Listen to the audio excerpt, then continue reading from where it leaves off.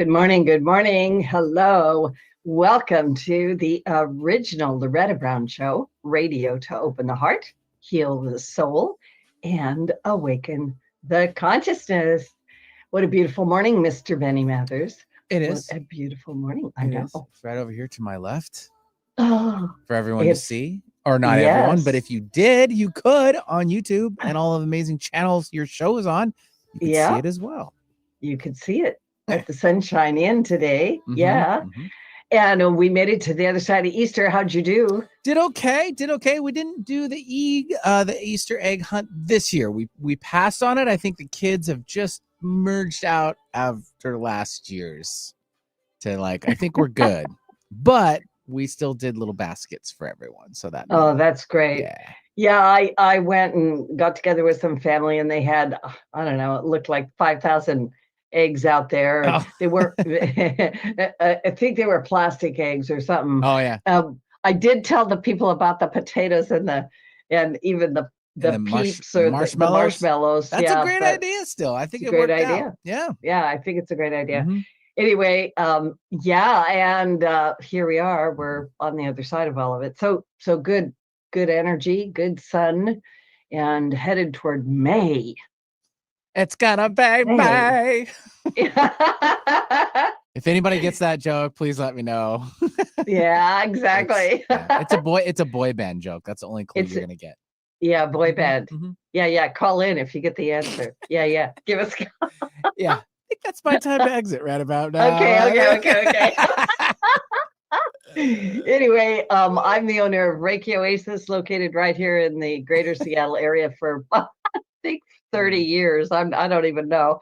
You can find out more about me at ReikiOasis.com. And a big shout out. I really do mean it. This fall, if you've ever thought about going to Egypt, you should go. So September 30th to November 14th, I will be heading up a sacred trip.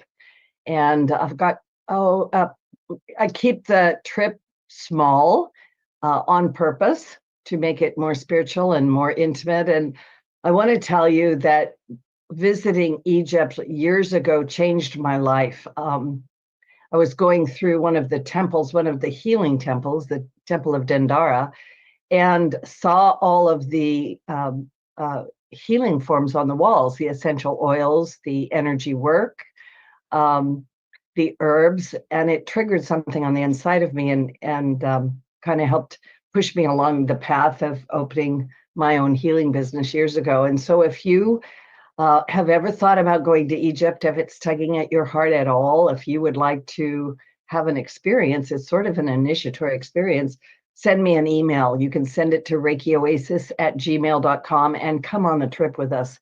They've also been announcing all kinds of discoveries underneath the Sphinx and the pyramids, which if you read the ancient texts, we've always known it was there, but they don't admit that it is there. And things are waking up. That's what I want to say. Things that are buried are coming to the surface.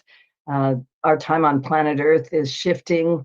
And many of us are really here to help bring in or usher that in because we carry the light or we carry certain codes within us or our consciousness. So I really do mean it. If you want to come to Egypt, and then I have an extension to Petra, Jordan from November 14th to the 19th. And that's a magical trip if you've never been there. Place of great wisdom, and Petra is crazy. It's as big as Manhattan. Oh yeah. And if you want to ride a horse like Indiana Jones, you can. So send that email to ReikiOasis@gmail.com and I will send you all of the itinerary, and you want to get on board now. You want to get it planned out. And then a little bit of astrology. We did move into Taurus season over the weekend. Easter was sort of late this year. It was interesting. It came in the grounded sign of Taurus. Fiery Aries season came to a close. And like I said, Taurus is ground, it's earth. And of course, yesterday was Earth Day, which is great. I think it was yesterday. Might have been the day before yesterday. Yeah. I was going to say I'm a day off, aren't I? Every day is representing Earth Day. We should take care of her. She takes care of us. Well, most of the time, you know. Yeah. Until we make her mad. She rumbles around down there a little bit. You know, my daughter lives on the Big Island, and she says, "Mom, the Vog." Right? You know, Haley's coughing up there a little bit. Anyway, as we move into this grounded sign, we might feel the urge to become more settled, or pull our scattered pieces in, right? Or lay some roots down for the future, or take a look at our roots. How are they doing down there, right? This is a time to plant seeds. Taurus season is when we water and nurture those seeds so they can stand the test of time. What do you wish to nurture in your life? And what do you want to feed and grow? Pay attention to where you are directing your energy, as where energy goes, intention flows, right? And I could say it the other way. We always say where attention goes, energy flows, but intention is also part of that. And I always tell people, just pay attention to which plant you're watering, because if you're watering that plant of discord and anger, guess what? It's going to grow. And if you're watering that plant of moving forward, or joy or happiness, that's also gonna grow.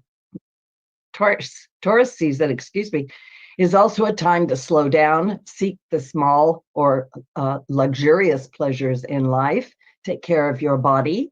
It's a time to be more deliberate about our actions and find romance in the day-to-day, are all ways to embrace this beautiful Taurus energy. And like I said, we were in Taurus for the Easter portal. It was a powerful time.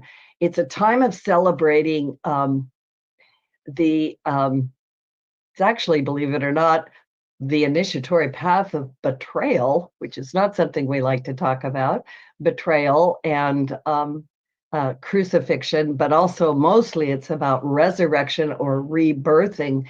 And what comes about as we have a union of masculine and feminine energies, but that's that's a different discussion. I'm just throwing little seeds out there at you.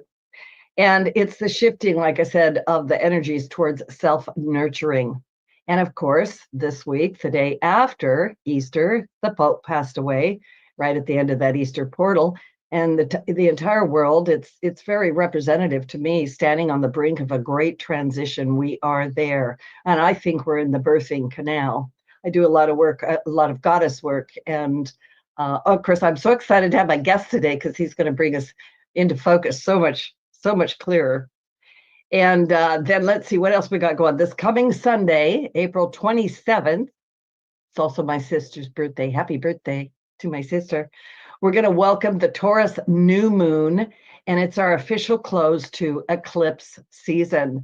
A new lunar cycle begins under this new moon, helping to clear the eclipse energies into the background. If transformation or change has been brewing in our lives, we may feel more settled now, or be able to see the new road that has been paved ahead of us. There's some intensity that flows around this new moon, coming from both Mars and Pluto, that could bring some rumbling or unsettling energies, especially in the world around us. So there's some strong energy pointing to unrest in the global community, and perhaps even some economic downturns and upturns. Bringing our focus back to what we wish to focus on, like I said earlier, will be very important here. And remember that what you think, what you speak, you manifest. Be thoughtful and careful now with your words and actions. And in the middle of that beautiful, perfect energy, I can't wait. Here's my guest, Jonathan Hammond. I adore Jonathan Hammond. He is the real thing. He's a shamanic practitioner, an energy healer, a spiritual counselor, bringing ancient earth wisdom to our modern world. Jonathan teaches at renowned institutions like the Omega Institute, the Shift Network, Penn State University. He shares expertise in so many things, honestly. Shamanism, Huna, Reiki. He's ordained as an interfaith minister in 2008. He's completed 4 years of inner spiritual training. He holds certifications in Cherokee Bodywork, Huna with Aloha International, and core curriculum with the Foundation of Shamanic Studies. He's a master teacher in shamanic, Usui and Karuna Reiki, and ordained Alaka'i, maybe, in the Kahili Hawaiian Shamanic tradition, and is trained in Wicca and psychedelic facilitation. Before his holistic path, I love your bio, Jonathan. Jonathan was an award-winning Broadway and TV actor. His book, by the way, you should get it right now. I love his book, The Shaman's Mind, Huna Wisdom to Change Your Life. And he has an audio course, The Shaman Within, which offers all kinds of amazing tools for practical growth. And he's based in Maui. And I'm going to stop talking and let the man come on the show. Jonathan, it's such a joy and delight to have you here. Welcome. Aloha, Loretta, and everyone. It's so great to be here. Thank you. You said aloha, and I felt it come into the room. Aloha. Yeah. Yeah, I'm living it. Yeah. Well, I've had Jonathan on my show before, but it's been a few years, and you can always go back in the archives and pull that out. But Jonathan, tell us just briefly how you got into what you're doing and anything from that, just very briefly, right? I was as a child, I was a real mimic, and my parents thought actor, and they were actually kind of liberal enough to actually allow me to do that. And so I did that for many years. And what I found was I wasn't really a fame-driven actor. It was more about the artistry and actually the channeling and the empathic attunement with the character. And I was also needing a lot of healing. And so while I was in that other life, I was also very much on the healing path. And at a certain point, I wanted a bigger reach, and I wanted to dive into the healing work and the spiritual work full time. And a lot of those skills, the empathic attunement, that's what I'm doing with a client. I'm attuning to what kind of person would say that, just like an actor looks at a script and says, what kind of person would say that? And get into that person from the inside. It's very much the same thing. And so it was that, and it was also that, you know, when you think of artistry, it's about channeling, it's about bringing something through, and you learn the lines and the blocking as an actor, and you hope for inspiration to come through, and that's what I'm doing all the time. So it was a very simple change. It was many years ago now, but that's sort of where it began. Yeah. I love what you said, because I have a very dear friend who does some interesting types of channeling. And he told me years ago, he says, Loretta, you have the gift of audience. And I thought, the gift of audience, because I've been in front of people since I was 3, right? And I thought, what does that mean? And he says, if there's an audience, you're on. And so, Jonathan, maybe. I love it. Right? And also clairaudience, clear hearing, clear knowing, right? Yeah, absolutely. Absolutely. What are you most excited about right now on planet Earth? I think that, I think we all have to recognize that we are here for a reason at this time. We've incarnated at this time. I don't really know how anyone is traversing this time without a knowledge of the prophecies, and the indigenous prophecies. There are so many of them. They all speak about this time. And by this time, I mean what the social scientists would call like the Great Acceleration, like 1950s to now. And, you know, the Kali Yuga, which was this very depressing age, according to the Hindus, you know, a very dark time. The shortest Yuga, a Yuga being a period of human existence, that just ended this past spring equinox. Yes. And that was a time marked by the opposite of righteousness, the opposite of the Dharma, and we are now entering into the Satya Yuga. We are now in it, and Satya means truth, which means that we are moving toward harmony and truth. And the Hopi have a prophecy about this time, about the rainbow prophecy. All these people, rainbow being different colors of skin, that they would all come together from the 4 corners of the globe and usher in this new consciousness, which you talked about before I got on. There are just a bunch of them, and they help us really understand that we are at our most polarized because we are at the end of an era, and but the next 2,000 years are moving toward unity, are moving toward harmony, are moving toward, and so all of the, you know, as a healer, that when it's time to heal, we have to bring up all the darkness and all that's coming up, and those of us of the light. We are just being pushed toward more light. The darkness doesn't overtake us. We just it just gives us a direction. It's a directed force. So I'm excited about where we're going, and that there are so many people who are waking up to that there's another way. There's that dark thing that's happening, but then there are all of us who are disidentified from it and creating the new earth. Yeah. This polarization, I want to pull that apart just a little bit. And also the prophecies. Yeah, absolutely. All the prophecies. It doesn't matter what you look at. This is it. Mm-hmm. This is the tipping point, right? Yeah, even the Mayan prophecy of 2012, you've heard of that. There was supposed to be the world was going to end. Well, it did end. In that, what the Mayans were getting at was that in 2012, two Earths would form, and they weren't. Obviously, that was a metaphor. The idea being that the consciousness on Earth would become so split that there would be kind of a new Earth that we have to seed and tend to and cultivate and create, and this old Earth that was dying. And so, and the Mayan prophecy also talks about that it was the end of a 26,000 year cycle of evolution among certain humans, a lot of humans, that was that would prepare them and make them ready to be the light bearers to bring in this new way of being. So polarization.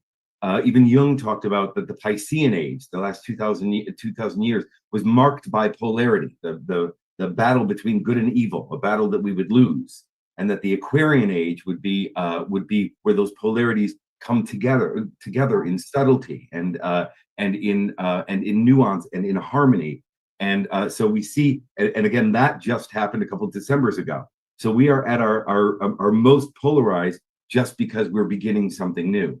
And lucky us, we are born at a time when we all have to deal with it, and we all have to do our part and recognize what we're in, and not let it overtake us, and not believe the stories that are being told to us about what reality is. I sort of heard this from the earth very recently. She kind of told me through me that things like racism, things like homophobia, misogyny, crazy greed, those are dead. Those are dead things. The earth at one point, I think the earth birthed humans to grow her consciousness. I think that I think the Gaia likes to make things spicy, and I think she and I think as her consciousness grew, I think she needed humans to kind of give her a shadow, give her a being that could go against nature, technology, all of that stuff. And I think that the idea that those energies now, they're no longer relevant. That was the message from her. It's like we did that. It's like the consciousness of the earth doesn't need it anymore. We've gone beyond that. That's why when we watch that stuff and we go, are we still doing that? Are we still doing that? It's because that's the earth speaking through us and saying they're not needed anymore. Those are dead things, and that's what we're moving past. And so when you see someone who's perpetuating that, they're holding a dead thing in their heart, something that the earth no longer needs, which means that they are going against the energies of their home, the host of their life. And you keep doing that, and you're going to get rejected, and you're going to be left behind. And so we have to recognize that this new consciousness, the stuff that we don't need anymore, we don't need. We've gone through it. We've worked it out, and those things are dead. Oh, I love what you're saying, and I love how you're saying it. When we had that last eclipse, of course, and then we also had Neptune move into Aries at 0 point Aries. We're at the beginning of the beginning of the beginning, and having that in fire, Aries, right? And now we're in Earth, right? To me, those the elements are very important. And I'm just pulling out a few things because I just want you to keep talking. The fact that the Earth told you, and this you put something into words right now that I'm always trying to figure out how to say it. Like, what is it that's going on? Because it feels like it's in the depth of me or in the heart of me. And like you say, these things that are dead, that no longer we don't have any use for. Like even I sometimes go, I thought we were past that. Aren't we past that? Like I can't, and even my trying to attend to it, I can't hardly even connect to it. It's like, oh, yeah. I think we have to recognize that we're more, each individually, we come from the earth. We are nature beings. We are animals. We are made of the same stuff as the earth. And just as we have a consciousness, it is naive to think that we come out of something, that we birth out of something that also doesn't have a consciousness. Even if you think of the geological history of the earth, the first 4 billion years was not a cute time. It was not a place that was Earth was not a place that was conducive to life. But over time and evolution, it became that, and it became a place that grows things and grows life. And that means that as we evolve, just as we evolve, the Earth has been evolving too, and growing its consciousness and becoming aware of itself. And the more that we grow consciousness, the more that we grow towards unity consciousness, unitive consciousness. And so the earth is really pushing us toward that. So when you hear that thing inside of you, that it's very deep, it's very simple. Usually it usually doesn't even have a lot of emotion to it. It's the sense of, this feels right, or this doesn't feel right. This feels true, or this doesn't feel true. That felt sense, that is nature itself. What is everything in nature doing? Feels right, want to go in that direction, want to open myself to the rain, want to open myself to the sun. Feels wrong, I feel like there might be a predator close. So that felt sense is embedded within us too. What the Native Americans call the original instructions, our intuitive, instinctual sense toward life, that everything in nature is following. So when we have that feeling, that this isn't right anymore, this isn't relevant, it's not, and that's the earth speaking to us. So we all have, the earth is always speaking through us. We just are often acculturated to not listen to that deep instinctual sense if it goes against the culture. Well, and I'm also I'm also hearing in what you're saying the connection to the earth or the disconnection. That's right. And so many people are disconnected. Yeah. Separation from nature, which began about 11,000 years ago and got really sped up about 2,000 years ago. Separation from nature, human supremacy over nature, nature as a storehouse of resources for us. That was the biggest mistake that we've made in our psychology, in our consciousness, in our understanding of ourselves. The first chapter of Genesis, probably the most consequential thing ever written about nature, which says dominion over the earth, that the fish and the plants and the animals are here for you, supreme human. And what that did is that separated us from our home, and that separated us from the very thing that sustains us. And that separation has led to the separation with each other, because we are no longer in indigenous mind. Everything is alive and sentient and interconnected and interdependent, and everything relies on everything else. And when we got away from that mind and into this separate mind, we started. First of all, we demonized the feminine by pulling away from that, and of course all the fun that ensues with that culturally. And then we started separating from each other. And this us and them stuff, which is the nature of polarity, which what we've been talking about, the polarized us and them, good, bad, black, white, Democrat, Republican, all of that is seeded in our separation from the natural world. Yeah. Wow. I'm sorry, that's just going so deep in me, Jonathan. Like it's just flowing. I so agree with you. This separate mind, I like how you said that our mind is separated, which also excuse my voice, which also puts us into this idea that nothing has consciousness. Animals don't have consciousness. The earth doesn't have that's just a rock, that's just a tree. And I'm the one in dominion, and I'm the one, blah, blah, blah. And I'm like, oh, that is so messed up. Yeah, even Wow. before shamanism, there was something called animism, which wasn't a practice, it was a way of seeing the world. And in animism, everything in the natural world, even in seemingly inanimate things, have a personhood. That is indigenous mind. Brother bear, sister mountain, grandfather fire. So that everything is alive with a personhood, with a sentience, with an agency. Everything in nature is moving toward an end, and I don't mean a death end, but a purpose. Everything is purpose driven. If you think about the interconnection in nature and how it relates to us, when they reintroduced the wolves in Yellowstone Park, the rivers regenerated. Yeah. When the huge patches of algae on the ocean that generate half of the Earth's oxygen, those algae are born of dolphin excrement, which means that every other breath we take is born of dolphin poop. We are that connected. We are that connected. It is that interdependent, and to not recognize that is suicide. Real suicide. Yeah.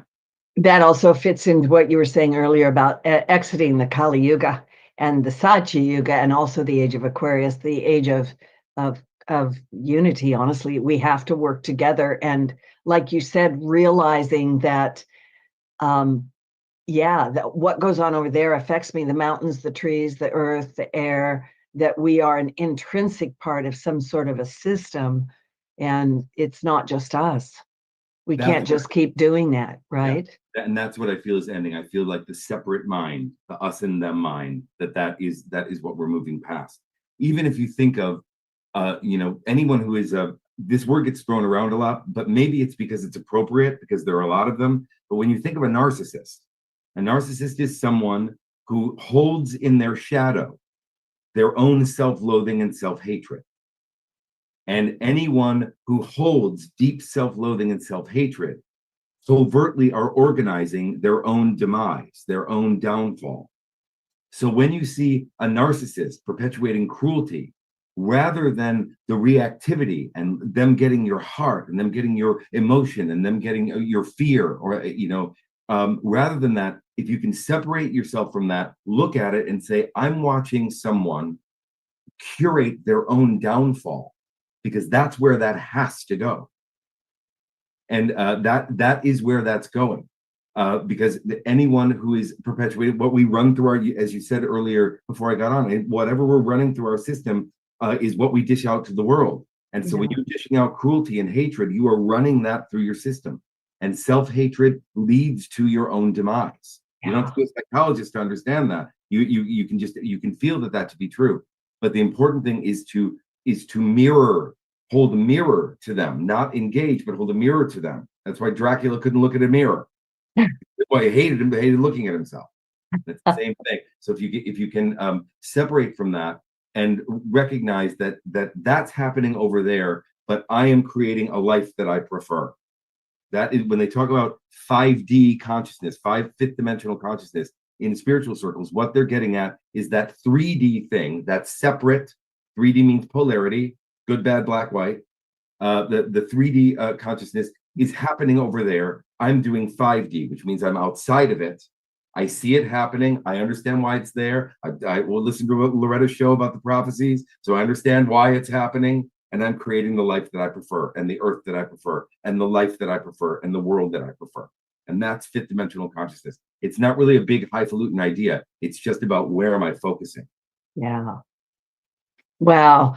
I love that. I actually had a conversation with some people yesterday, and we were all kind of saying the same thing that you just said, which is, because a lot of people are talking with me about the fact that they feel a little disoriented sometimes, like right now, almost like, what world am I in? Where's my foot? Is it over there, or is it over here? Or it's this sort of this stretchy idea, right?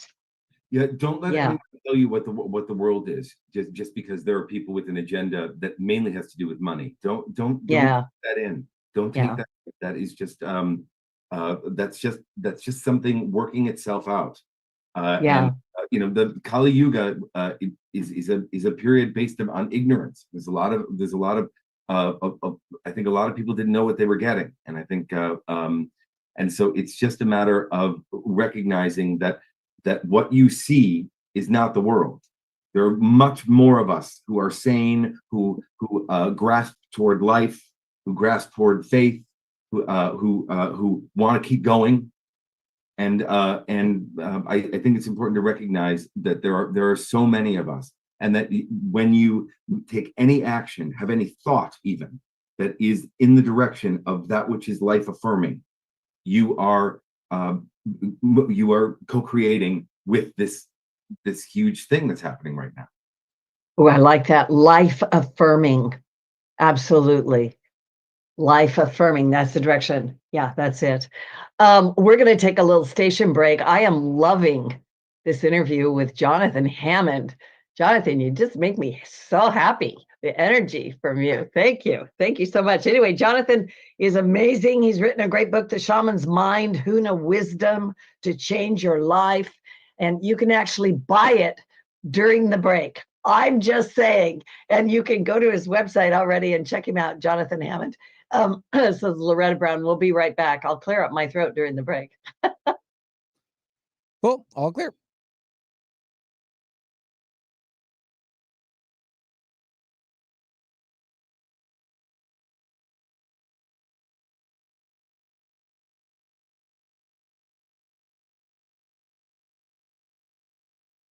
Calling all big thinkers. The world's climate is changing. These aren't new facts, but it means we must think in new ways. Engineers are answering the call to create solutions that decrease our dependence on fossil fuels, taking lessons from the best engineer out there, nature. Engineers are creating cleaner, safer, and reliable energy. Brought to you by the National Academy of Engineering. Learn more at nae.edu. Energy is powerful. It's all around us, mysterious, full of potential. Directing positive, healing energy to raise your vibrational rate through Reiki can change your life. Reiki Master Loretta Brown has relieved stress, sadness, anger, and even helped clients lose weight, stop smoking, and end sleep disorders. Worldwide, people have sought out Reiki Oasis. If you want help with your dis-ease, visit ReikiOasis.com. Harness life's energy. Visit ReikiOasis.com today. Do you have something important to say? Want to help improve our world? Need to promote your business uniquely and effectively? KKNW is the answer. Our staff helps broadcasters and podcasters create professional sounding audio. Bring your talent and let our experts help you craft a radio show or podcast that best delivers your message. Learn more at 1150kknw.com. That's 1150kknw.com. KKNW, variety talk radio that's live and local. Want to hear something different from talk radio? Keep your dial on Alternative Talk 1150.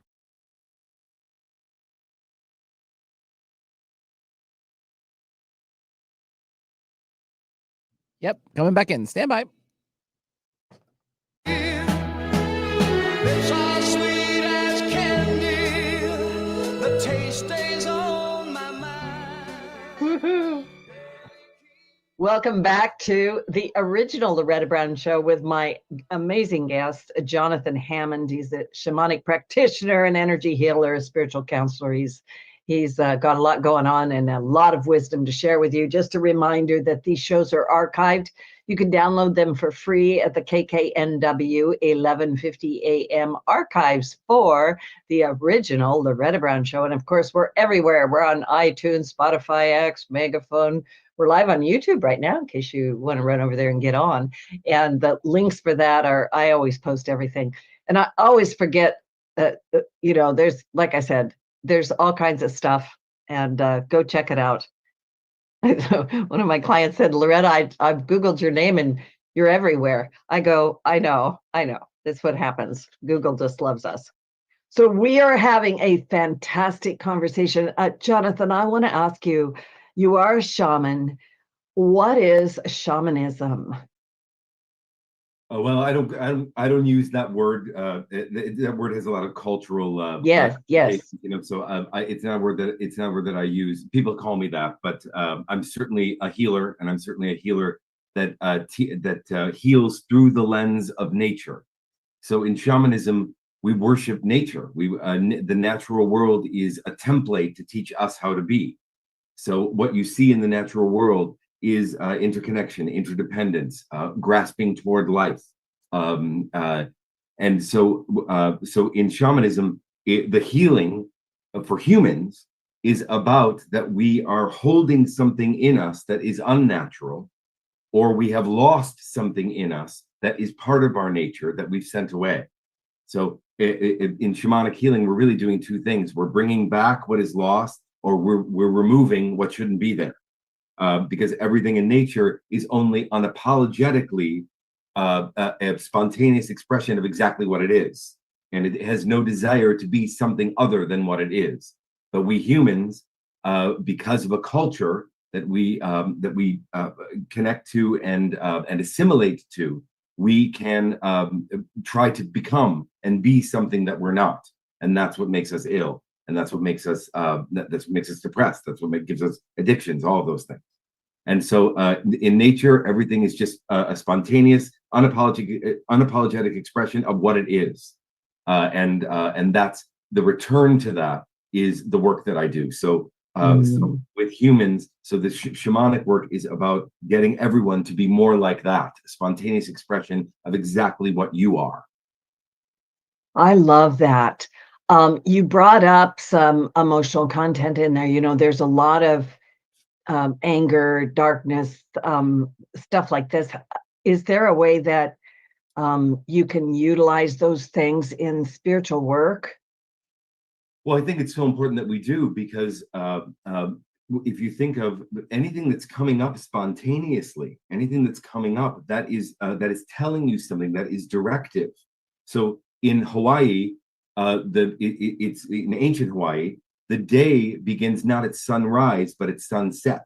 And so it is out of the darkness that manifest existence emerges.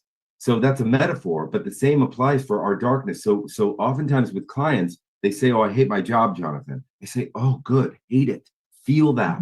Because even in hating it, you are already in the process of recognizing a truth about yourself. You don't know what to do about it. You don't know how to pay for it. You don't know where you're going. But that feeling, that felt sense of this doesn't feel right, again, back to nature, and it's making me angry.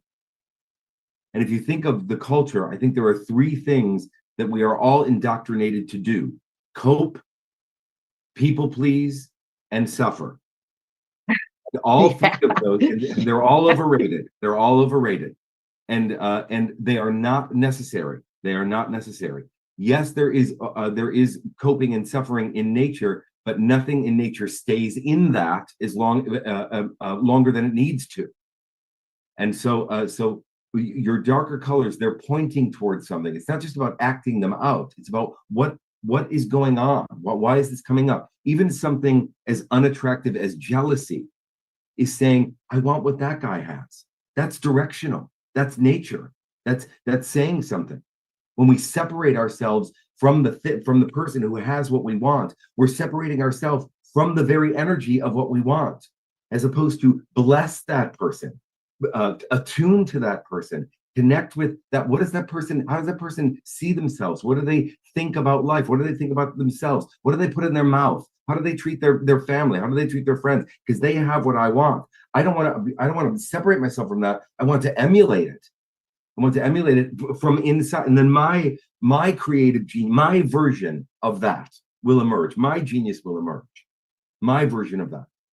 So it's really about desire. Desire is a message from the gods. A desire is a message from the gods, and desire even to escape suffering. That is a message from the gods. That is a deep instinctual part of us that if we follow, we get back into what everything in nature is doing, which is flowing toward life, toward growth, toward evolution. So many people come to me and they're like, "Oh, I'm having this trouble," or "I'm really angry about this," or "I'm frustrated. I won't look at that. I can't look at that. I just want to go over here with the butterflies and the fairies." And I'm like, what you just said to me is the real path. So stepping into the shadow, stepping into that darkness, stepping into your feelings. And this idea that that the day begins at sunset. I mean, like I said, I just did this big workshop on Saturday about the the betrayal, death, resurrection, the whole Easter thing from a slightly different perspective. But this idea that when we go into that and then we allow the external events, I could say, to trigger us, to activate us, and to step into that and through that, that is powerful work. Yeah, my book is very love and light. It's Hawaii. It's very upper world. It's a very upper world book, and that's part of it. That's a part of it. Yes. That's a part of it because the spirits, the creative energies, they really do shine on us. But it's kind of like we have to recognize the self that we're manifesting on behalf of. What is that self? And what is that? We all want to manifest things, but on behalf of who?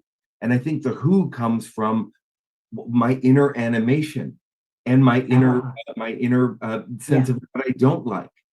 And so we have to do that work first. So there's an idea in earth-based wisdom, earth-based healing called down to go up. So we go down into ourselves, down into the emotions, down into the feelings, down into the gut, down into the actual authentic truth. And in that, the spirits come to us because the spirits meet us when we are pursuing authenticity. So the spirits don't co-create dysfunctional realities. That's why that thing over there that we can't believe is going on feels so godless, because it is. Because the spirits are not part of it. The spirits help us and co-create with us and shine on us when we are pursuing our authenticity, our purpose. That's why they hang around. That's what they're here for. So who is that self? What is my purpose? That's the deep work. That's the deep work, and it's an important work. Otherwise, it's just reaching up to something before we've figured out what it is that we're reaching toward. Well, and I'm also sensitive to the fact that there's many ways to describe the Kali Yuga. One of my little statements is that it was a time of great darkness in which structures were built. I'm going to say external structures, to try to maintain a certain semblance of something, like maybe as we lost connection with our inner guidance or something. But as we come out of that into the Sachi Yoga, we are dismantling these external structures, and our internal structure is beginning to grow again. I could say it that way, maybe. I want you to comment on that, because that to me is sort of the emergence of the true authentic self at some level, right? Yeah, I mean, the book that I'm writing right now is about the human culture versus nature. Not to be too psychological, but Freud identified an aspect of the psyche which is really important to know that we all have, because we are in that Western psychological model, which he called the superego. And the superego is the part of us that assimilates with the culture, that assimilates with the status quo. That's what it's there for. It was developed so that we wouldn't be abandoned, so that we would get love, so we would feel into what's needed. But it has become the governing force of the culture, which means that we all have these overly developed aspect of the psyche that assimilates with something outside of us that is not us. Indigenous mind doesn't have this thing. Indigenous mind is about what's your nature first, and so that aspect of the psyche that emulates and assimilates with the culture and with dogma, with religious dogma, with money as the peak importance, all of that. And so it's very important to recognize what truth am I holding, and is it mine? What rules am I following, and are they mine? And that is the work to do, because everything in nature is first and foremost advocating on behalf of itself. And then from that, it is naturally interconnected with everything else. But nature is very self-interested first, and very honoring of its own truth first. And then at the same time, it receives what it needs to do that, and also gives the gift to everything through its existence. That we're breathing the plants right now, and thank goodness for their self-interest, because they provide us with what we're breathing right now. But so that's really important, that we and the architects of reality, the architects of the culture, they make no mistake, they have been at indoctrinating us into a hierarchical system of where we send our spirit and our love and our money and our attention up to them, and we're so in it that we don't even see it.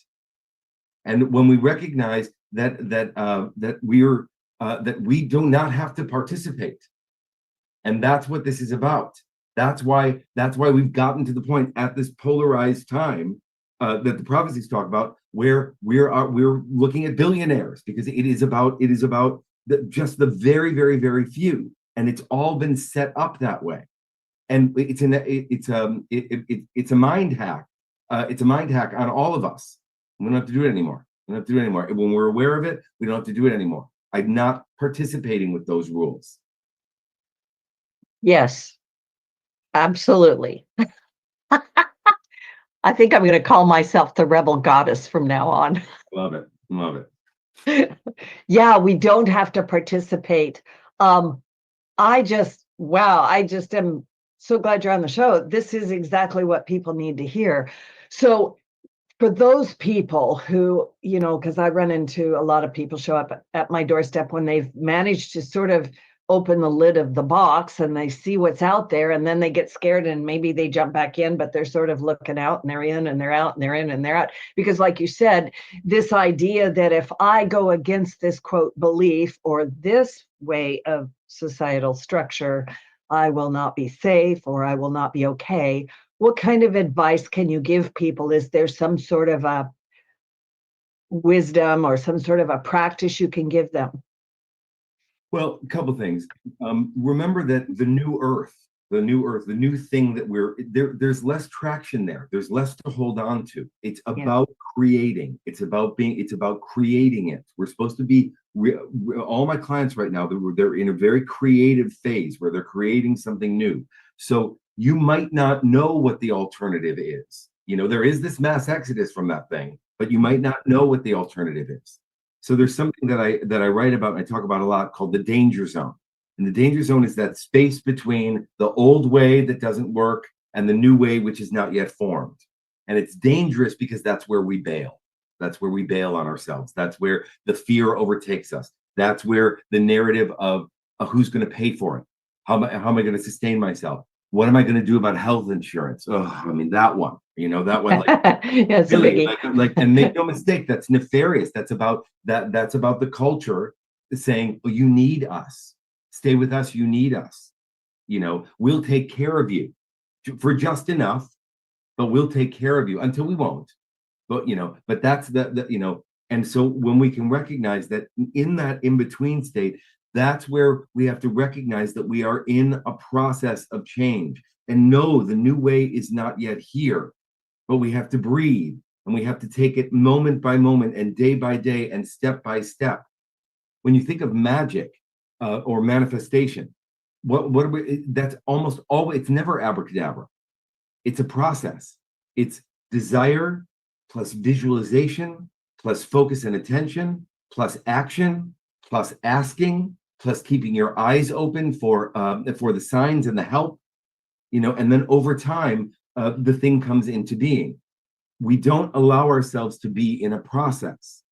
And that part of us that is this part of the psyche that assimilates with the culture hates process, because the culture is polarized, good, bad, black, white. It's not about process. So it's very important that we recognize that we love ourselves through that. And that we do enlist people who say, I see that for you. I see that happening for you. And we avoid the influences that say that's crazy. That's not going to happen. Who's going to pay for it? And that's really the work to do. And again, that part of the psyche that assimilates with the other can really take us down. But when we're in the danger zone, if we can recognize we're in a process and keep focusing on that, that'll get us there. I had this lovely imagery when you were talking of, and I think this is probably part of my life mission. I've always kind of seen this of people down there in that danger zone, and it's kind of dark, and then people are crawling out, and they're the light. They're like, reach down and grab them out, right?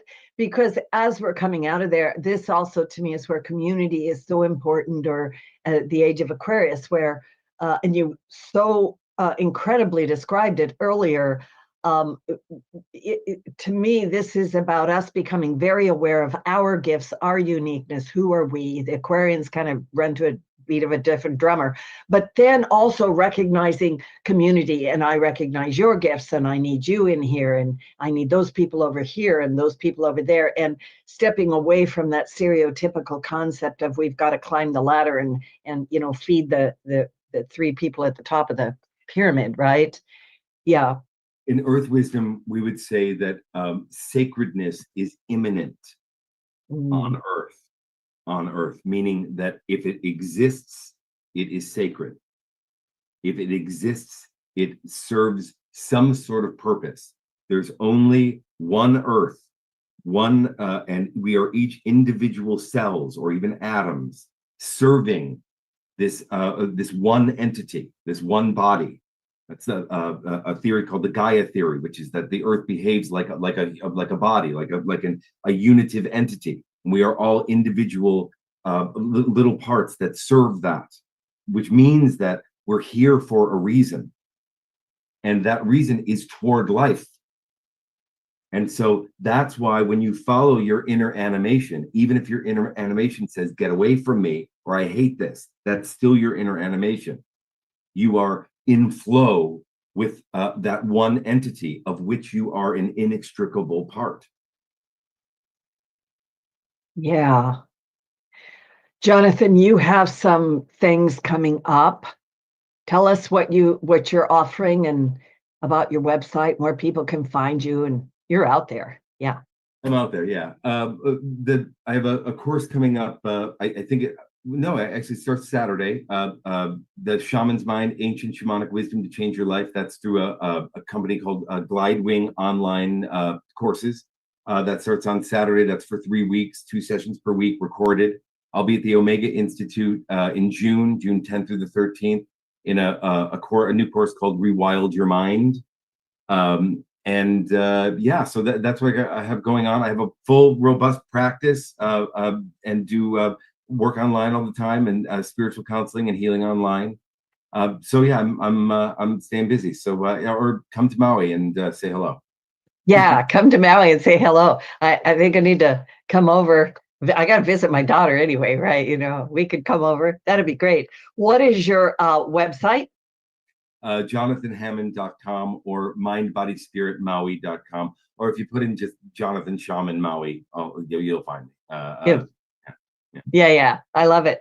So we're kind of down to, what have we got, like 2 minutes or something.